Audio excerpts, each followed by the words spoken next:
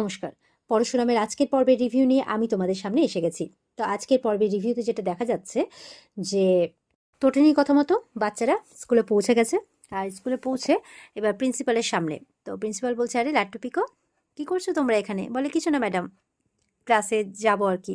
তো তখন কিছু বন্ধুবান্ধব এসে বলছে, এই তোর মা জেলে না? এই শ্রীহান আর ইয়ের মা তো জেলে, আমার মাম্মি বলছিল ওর মা নাকি ক্রিমিনাল। ওদের শুনে মনটা খারাপ হয়। তখন প্রিন্সিপাল ম্যাম একটু বকুনি দিয়ে তাদের ঘরে পাঠিয়ে দেয়। আর লাট্টু পিকো বলছে, আমাদের ক্লাসে যেতে ভালো লাগছে না, সবাই এরকমই কথা বলছে, আমাদের ভালো লাগছে না শুনতে।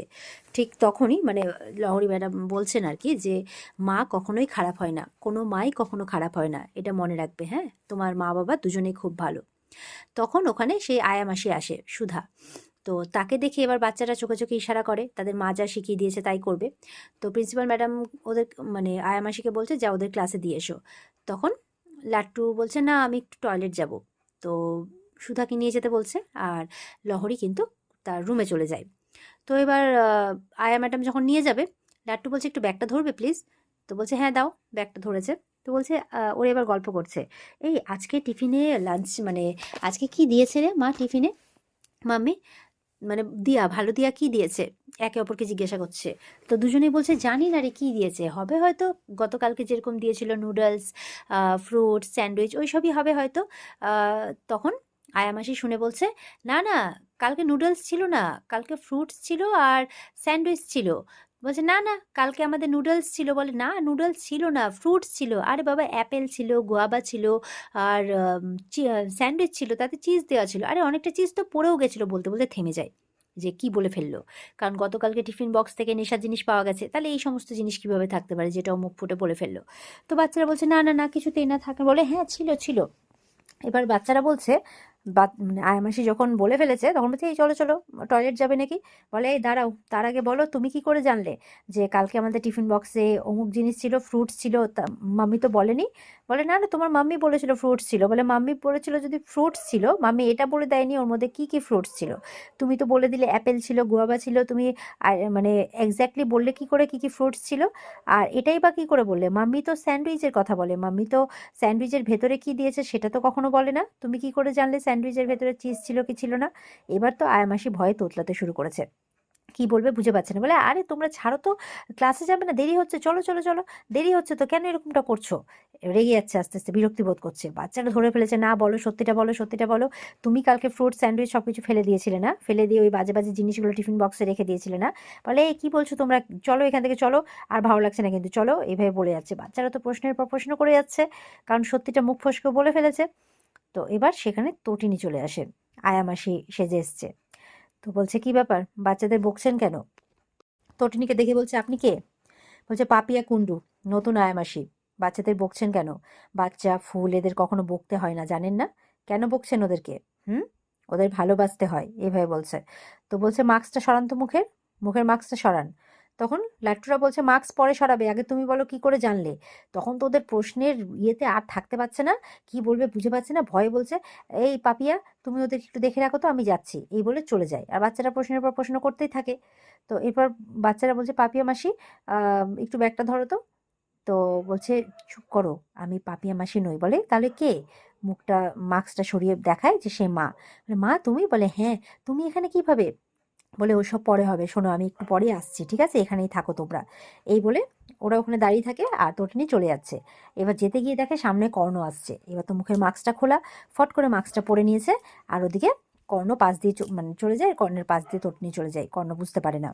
তো ওদিকে দেখা যাচ্ছে বলরামকে বসিয়েছে খাটিয়ার উপরে পরশুরাম। তো বলরামে তো এখনো সেই মাথা ঝিমঝিম করছে। তো পরশুরাম কড়া করে চা নিয়ে এসছে, যেটা খেয়ে নে। পরশুরাম মানে বলরাম কিন্তু খুব গিল্ট ফিল করছে, যে ওর মানে বলছে, তোর বোন তো আমারও বোন, বল, বোনের ওই হারটা আমি যত্ন করে রাখতে পারলাম না, আমাকে ক্ষমা করে দে, হাত জোর করে ক্ষমা চাইছে, আমার খুব খারাপ লাগছে, আমার খুব খারাপ লাগছে। ওই হারটা থাকলে বোঝা যেত ওটা ওর হার কিনা।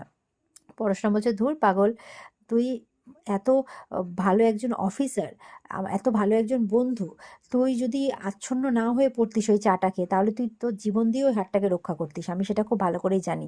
তাই তুই এরকমভাবে ক্ষমা চাস না প্লিজ। ওই চাটার মধ্যে কিছু একটা মেলানো ছিল। তারপর বলছে যে, তুই মনে করার চেষ্টা কর তো কে ছিল। মানে কে ছিল, চায়ের দোকানে কে ছিল? বলছে কিছুতেই মনে পড়ছে না রে, কিছুতেই মনে পড়ছে না, কারণ পুরোটা ঝাপসা হয়ে গেছিল, মানে অস্বচ্ছ পুরো।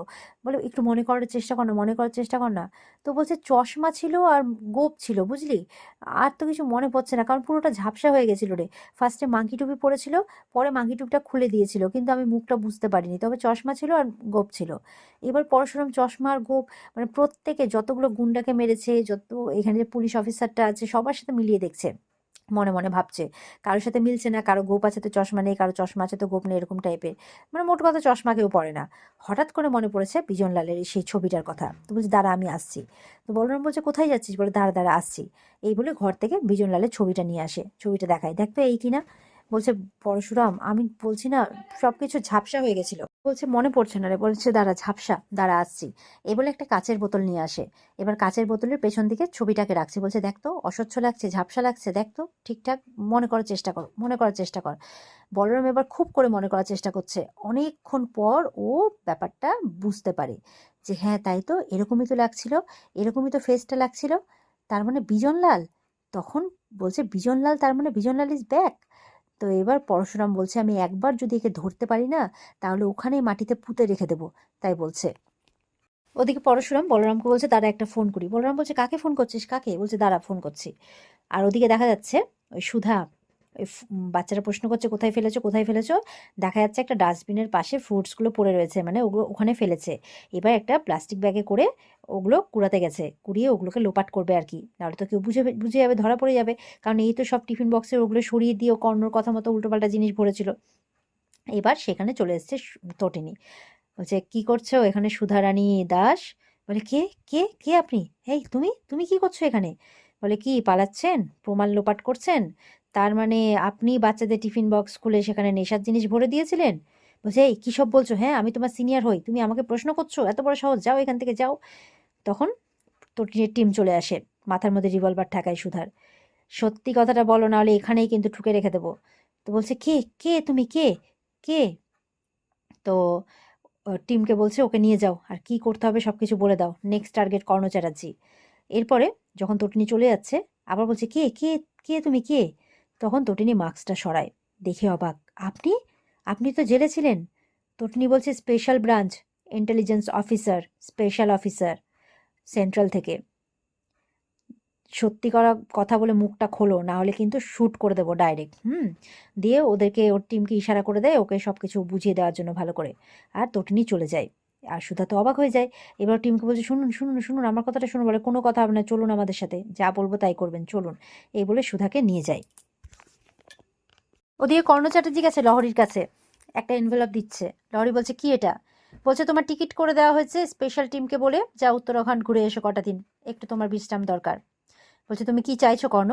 বলছে তোমার এই শহরে থাকা যাবে না, এই শহরে আমি তোমাকে দেখতে চাই না। বলছে এই শহরটা তোমার পৈতৃক সম্পত্তি নয়, আমি এখানে এই শহর থেকে কোথাও যাব না, এই রুম থেকে কোথাও যাব না, এই রুমেও আমি থাকবো, এই চেয়ারটা তো আমিই বসবো। আর এই ঘরটা না তোমার পৈতৃক সম্পত্তি নয়, ঠিক আছে? আমি এই কলেজের প্রিন্সিপাল, রেসপেক্ট দিয়ে কথা বলো, তোমার কর্মচারী নই আমি। সব জায়গাকে নিজের বাড়ির বেডরুম মনে করে নিও না। কর্ণ চুপ করে যায়। বলে তটিনী লহরী বুঝছো না তুমি, কেসটা অনেক দূর গড়াবে। বলে আগে এটা প্রমাণিত হোক যে যেটা ঘটে গেছে সেটাতে কোনো অন্য মস্তিষ্কের মানে খেলা রয়েছে। আর if I am not wrong, তো এখানে তোমার মস্তিষ্কের খেলা রয়েছে। তখন বলছে কি বলছো কি তুমি, আমি এসব কিচ্ছু জানি না। বলে আমার কাছে সবটাই পরিষ্কার, ঠিক আছে? সুতরাং আমাকে তুমি কোনো রকমের কোনো কিছু দেখাতে এসো না, এভাবে বলছে আর কি। কর্ণের কোনো কথা শুনছে না। আর ওদিকে পরশুরাম ফোন করেছে প্রাচীকে, প্রাচীর কাছে ইনফরমেশন নিচ্ছে। প্রাচী বলছে জিজু এসব কি হয়ে গেল, সর্দি ভাইয়ের কি হলো এটা বলো। আহ, ওদিকে ইয়ের কথা বলছে, তটিনীর মায়ের কথা, যে বাচ্চাদেরকে স্কুলে নিয়ে গেছে, এসব কি হচ্ছে, কিচ্ছু ভালো লাগছে না। বলছে আমি তোমাকে সব পরে বুঝিয়ে বলবো, তুমি আগে আমাকে বলো যে কালকে সন্ধেবেলা বিজিত লাহিড়ী কোথায় ছিল।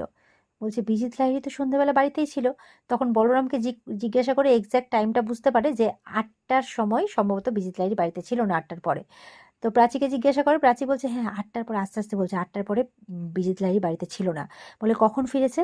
বলছে তা তো জানি না জিজু, আমি তো ঘুমিয়ে পড়েছিলাম।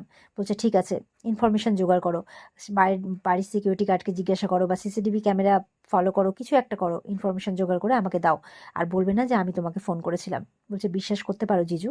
বলছে বিশ্বাস করি প্রাচী, পরশুরাম বলছে। এই বলে ফোনটা রেখে দেয়। তখন পরশুরাম বলছে একই অঙ্গে কত রূপ, তাই বলছে। তো এই বলে বলরামের সাথে কথা বলতে বলতে তখন সে পুলিশ অফিসার সেখানে যায়। ওই এলাকাটা তল্লাশি করে সব খুঁড়ে বের করেছে, ওই যে যত হাড়গোড় যা কিছু পেয়েছে সব নিয়ে এসছে পরশুরামের কাছে।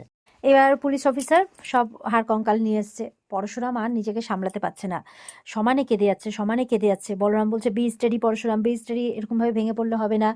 এবার ওই পুলিশ ফট করে বলছে এত বছর তো বোনের কোনো খোঁজ খবর করেননি, বোন তো আলাদা ছিল, তো এখন আবার চোখের জল ফেলছেন যে। বলরাম রেগে যায়, shut up, just shut up, কে সাহস দিয়েছে এত বড় কথা বলার? হ্যাঁ, খোঁজ খবর নেননি মানে? খুঁজে পাওয়া যায়নি, খোঁজ কোনো পাওয়া যায়নি। তাছাড়া ও বিয়ের দিন, তখন পরশুরাম বলছে থাক থাক।